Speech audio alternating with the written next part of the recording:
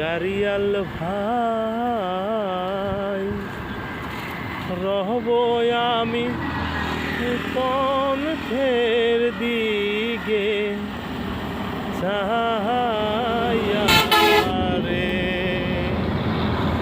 আসসালামু আলাইকুম প্রিয় দর্শক, এখন অবস্থান করছি পাবনা। এদিকে আসলে দেখতে পারবেন যে এদিককার মানুষগুলা মোষের গাড়ি দিয়ে সবসময় ধান এবং অন্য অন্য মালগুলা সবসময় নিয়ে থাকেন। এই যে দেখেন মোষের গাড়ি, কাকারা ধান কাটছে। এই ধানগুলা এই মোষের গাড়ি দিয়ে নিয়েও হবে। এই যে দেখেন ধানগুলা কাটতেছে, এই যে চকে চক, এই যে মোষের গাড়ি, এই যে মোষের গাড়ি, এই যে মোষের গাড়ি আসছে। এই যে দেখেন এই গাড়িগুলা দিয়ে এই ধানগুলা নেওয়া হবে। দেখেন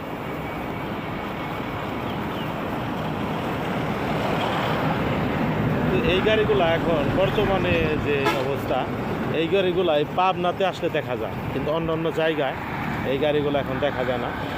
এই যে দেখেন, এই যে এত বড় এই চাকা নিয়ে দেখেন ওইগুলা কীভাবে গাড়িগুলা চালায়, মোষে নিয়ে যায় টেনে, কিন্তু একদম কাদার ভিতরে। এই যে দেখেন